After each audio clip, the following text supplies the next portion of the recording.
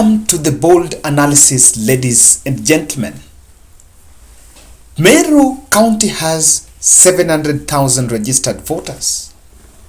And when someone is talking about Mount Kenya political game plan, Meru must be at the center of that game plan.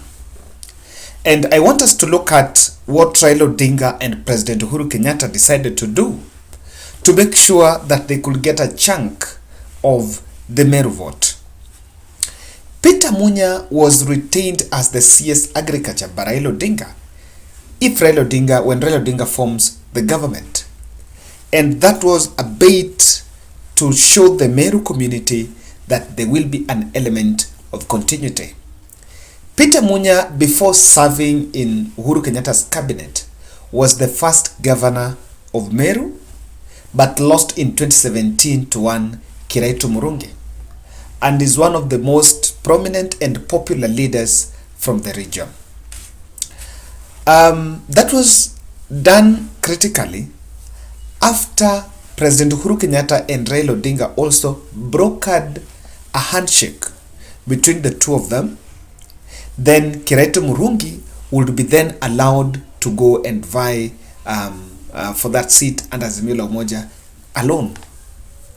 The reason why Peter Munya was allowed, the reason why there was a need for the handshake between the two, was that in any case Peter Munya was going to vie in Meru, most probably Peter Munya would have been snatched by Deputy President William Ruto, and maybe would have been handed the UDA ticket and would have used the UDA ticket to vie in Meru. But Raila Odinga and President Uhuru Kenyatta decided to play the matrix and they remain together. Meru, Peter Munya was the agriculture CS, and of course there are a little bit of the radical changes in the coffee and the agriculture sector that also benefited the residents of Meru. Remember the Mira farming, that is the household economy, rather that is the local economy for the region. During Uhuru Kenyatta's administration, there have been radical changes in that sector, and of course much of that blame and cry that was coming from that region toned down. Now for quite some time, Kiraitu Murungi has been giving Raila Odinga blind eye and blowing hot and cold. Maybe this was informed by the fact that Meru is a region that Deputy President was really enjoying popularity before Raila decided to make inroads. And Kiraitu Murungi was trying to appeal to both supporters of Deputy President and those who might support Raila Odinga. And so, for better part of his campaigns, he was saying that vote for me, na hapo juu chagueni, I'll work with anyone, with whoever is going to be elected. But recently, after Deputy President did a tour of the region, a video emerged of him campaigning for Raila Odinga. He was in full campaign, dropped the bus merchandise and was putting on the Azimio and was sending the gospel of Raila Odinga and Martha Karua. This is not something that will be taken lightly. And then he has been campaigning on the platforms of Azimio la Umoja. In fact, the person who referred me to this video was telling me that if you look at his campaign caravan, now his campaign caravan has his photo and that of Raila Odinga, and of going the bus and the Azimio colors. So I want us to watch that video a bit.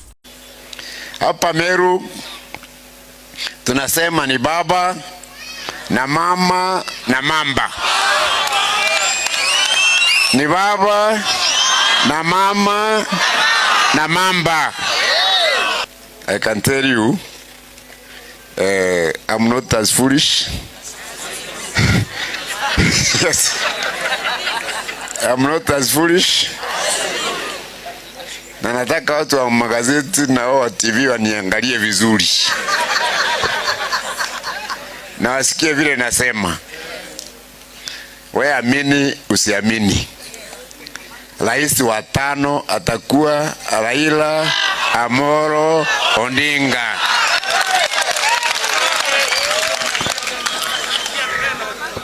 na deputy president, naibu wa rais atakuwa Martha Karua.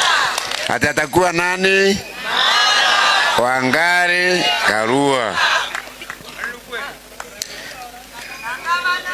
Gavana wa Meru atakuwa nani?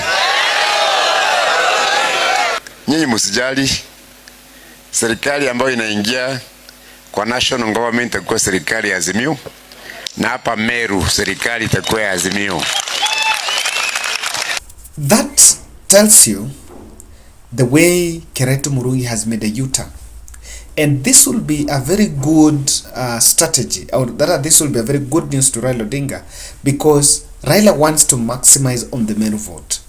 If there is a region, I believe that perhaps he's been getting votes, but if the market business was being done, that area is the area of Meru and Tharaka Nithi. I feel Raila has a chunk of support from that area, and most probably he can tilt the scales in his favor. Kindly subscribe to our channel, click the notification bell, and like our video. When you like our video, it is through that you are also promoting this channel as we delve deep into what I really perceive as key factors that will tilt the Meru vote. But if you are from Meru and you're watching this video, I want to just look at the comment section and tell us what is the ground, what is on the ground. By the way, I'll be going to Meru. Hope before this election I'll make a journey there. But I will just want to know what exactly is happening on the ground in terms of William Ruto support and Raila Odinga. What's happening there?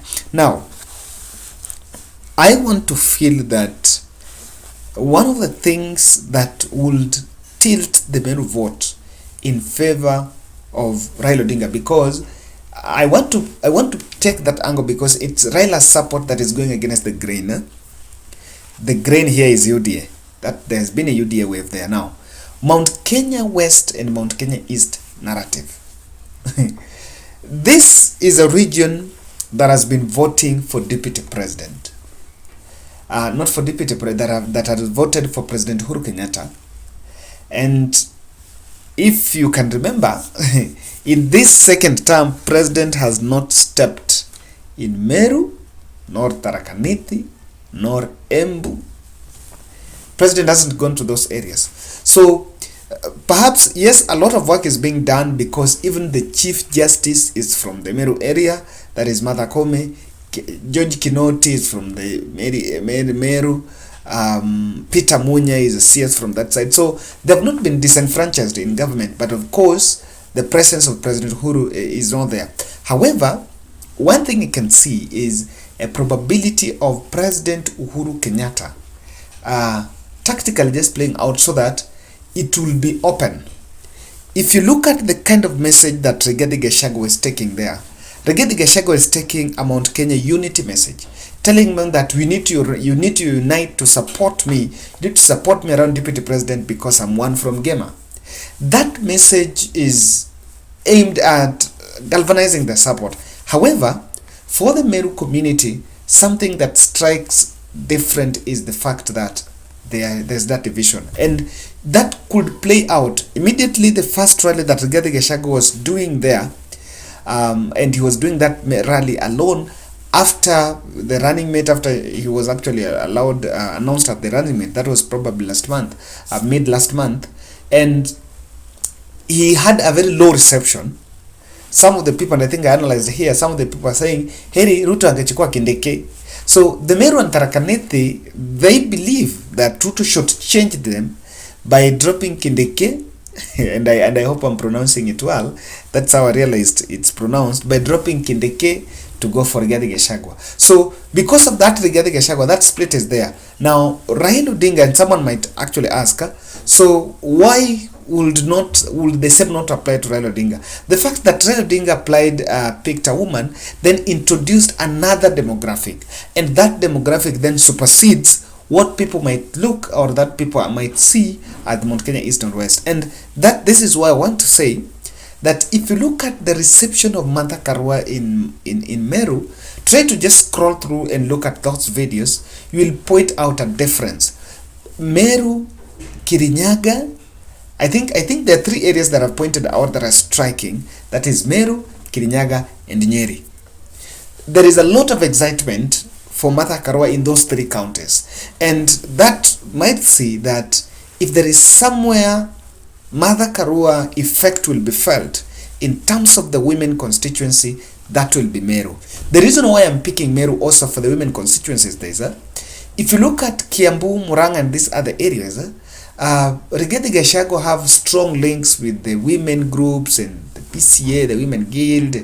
Remember him coming out to defend them over the uniforms that have been taken by the police. But if you look at Meru, there have been not much of it. In fact, in Meru, Ruto had only one strong person, Mithika Linturi, and Mithika Linturi is one of the politicians that is really scandalized.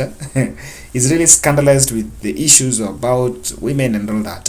So, in terms of that card, the Meru vote can easily listen, or the Meru women can easily listen to what Martha Karua is bringing on board, and this is an area that Martha Karua has been receiving a lot of support. So that is something that you can see in this video. Now, Peter Munya is emerging as a key negotiator for that area, and the fact that I've seen he's been so combative in the campaigns, and you can see, if you want to know that Peter Munya factor cannot be underestimated, is because DP Ruto have not been attacking Peter Munya. They have been attacking everyone else, but Peter Munya has been left in the bay.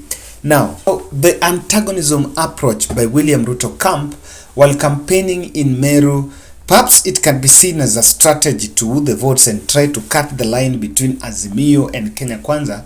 However, I see it as not one of the best, because if you remember, Rigathi Gachagua once went there, attacked Kinoti, attacked Kiraitu Murungi, telling Kiraitu Murungi that either support Raila Odinga or Amaiko Ilbara and Bondo. He went to Embu, he also attacked Lenny Kivuti. This strategy of antagonism, when Ruto is approaching, when Ruto is campaigning in Meru, and they've done it in a manner that you'll see, in some areas he will directly attack, like Rigathi Gachagua attacked Kiraitu Murungi, but in some instances they're using the local leaders to attack Kiraitu Murungi. As a sitting governor, this is a politician that campaigns in all the other part of the county. If an MP attacks someone, an MP doesn't have that much of an impact unless it is ballooned by the media, because an MP is just controlling his constituency.